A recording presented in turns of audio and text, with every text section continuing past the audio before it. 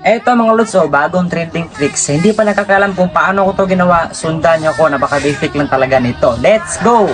So first clip, sumayaw lang ako dyan. Tapos yung kalahati sa action ko, yumuko ako. Ayan o, yumuko ako sa kalahati kong aksyon. Tapos pagtingin, para nagugulat. Acting lang kayo nang natatakot kung bakit hindi sumasabay yung sarili nyo sa salamin. Tapos clip number 2, ganun pa rin, sasayaw tayo. Tapos yung kalahati sa action natin, iba na. So kanina, nakayoko ako. Ngayon, nakatayo na naman. Kasi ganito man yung tricks natin. Pag okay na, syempre, open CapCut. So dito, tap lang natin tong new project. Tapos, hanapin natin yung video na ginawa natin. I-select natin yon. Ito, tap itong add na nasa baba. So pag ma-import nyo na yung video mga lods, ito na yung dalawang clip natin. Itong first clip, nakatayo tayo. Tapos sa second clip, itong nakayoko tayo. So ngayon, itong nakayoko na clip, ang gagawin natin dyan, ibaba natin yan. I-tap, hanapin natin yung overlay.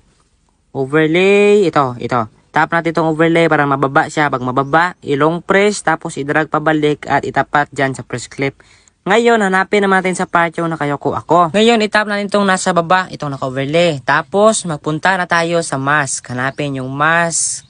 Ito, mask. Tap ang mask, tapos piliin natin itong horizontal. Pag lumabas yung yellow na line, i-adjust nyo lang itong yellow na line na magiging kakaiba na yung sarili natin sa salamin. Tapos itong arrow na white, i-drag rin natin konti para hindi halata yung pagmasking natin. Tapos okay na, ganoon lang kasimple. I-play natin.